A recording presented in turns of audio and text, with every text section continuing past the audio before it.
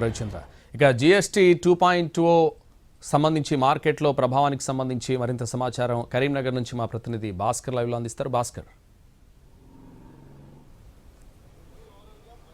సంతోష్, కరీంనగర్లో ఉన్నాం మనం ప్రస్తుతం. కరీంనగర్ మోర్ సూపర్ మార్కెట్ దగ్గర ఉన్నాం. ఇక్కడ చూసినట్టయితే ఈ రోజు నుంచి జిఎస్టీ కొత్త స్లాబ్లు అంటే 3 స్లాబ్లు మాత్రమే ఈ రోజు ఉన్నాయి. అంతకుముందు 4 టైర్ సిస్టమ్ ఉండేది. ఆ 4 టైర్ సిస్టమ్ను అబాలిష్ చేసిన తర్వాత ఈ రోజు ఒక 3 టైర్ సిస్టమ్ ఈ రోజు నుంచి ఇంప్లిమెంట్ అవుతా ఉన్నది.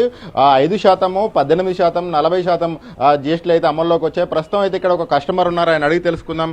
సార్ చెప్పండి, ఈ మోర్కు ఎప్పుడు వస్తుంటారా మీరు? అవును, ఎప్పుడు ఇక్కడే వస్తుంటారు. ఏమేమి తీసుకున్నారు ఇప్పుడు మొత్తం వెజిటేబుల్స్ అండ్ ఫ్రూట్, బ్రెడ్ అవన్నీ తీసుకున్నాం. అంటే లాస్ట్ బిల్కి ఈ బిల్కి ఏమైనా వేరియేషన్ కనబడ్డదా? జిఎస్టీ రెడ్యూస్ అయింది కదా.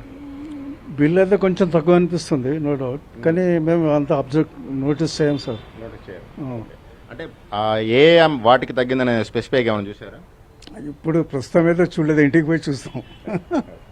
ఇక్కడ అయితే బిల్లుకు సంబంధించి మనం చూసినట్టయితే ఎక్కువ వస్తువుల మీదనైతే 5% ఉన్నాయి, తగ్గిపోయాయని చెప్పేసి అయితే కస్టమర్లు చెప్తా ఉన్నారు. అయితే కొన్ని అంశాలు వీటన్నిటిని మనం ఇక్కడ విజువల్లో గమనించవచ్చు.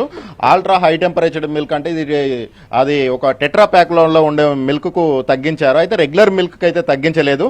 ఆ తర్వాత ఇండియన్ బ్రెడ్స్ అంటే చపాతీ, పరోటా, పిజ్జా బేస్, ఆఖరికి వెస్ట్రన్ ఫుడ్ అయిన పిజ్జా బేస్కి కూడా తగ్గించారు. ఇడ్లీకి, వడకు, ఈ ఇడ్లీ, వడ, దోశకు ఉపయోగపడే వస్తువులు ఏవైతున్నాయో వాటికైతే తగ్గించలేదు. దాంతో పాటుగా ఉప్మాకు ఉపయోగపడే వాటిని కూడా తగ్గించలేదు. ఇక్కడ చపాతీ, పరోటాకు మాత్రం ఇక్కడ 0 ఉన్నది కంప్లీట్ గా. ఇక్కడ మనం చూసినట్టయితే పిజ్జా బేసిక్ కూడా ఆఖరికి అది కూడా పిండితో తయారవుతుంది, దానికి కూడా 0 ఉంది.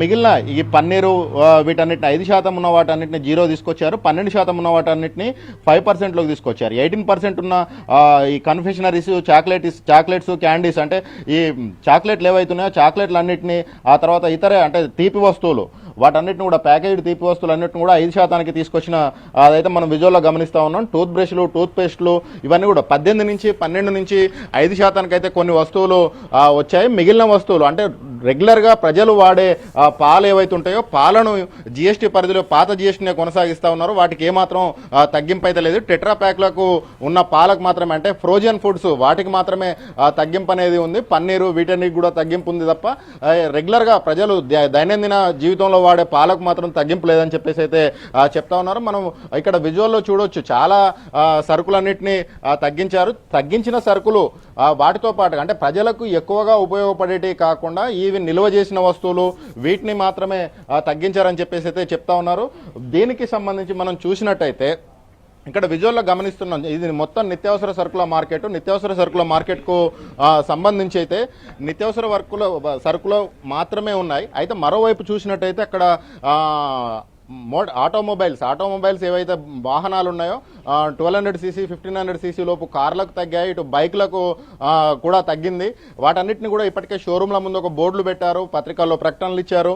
వాటితో పాటుగా ఏ వస్తువులు తగ్గాయో ఆయా షోరూమ్ల దగ్గర పెట్టారు. అయితే కస్టమర్ల నుంచి ఎటువంటి స్పందన వస్తుంది ఏంటనేది అయితే ఈ రోజు గడిస్తే కానీ చెప్పలేము. సంతోష్, మొత్తంగా ఓవరాల్గా అయితే ఒక మిశ్రమ స్పందన వస్తుందనే చెప్పవచ్చు జిఎస్టీకి సంబంధించి. Right, thank you.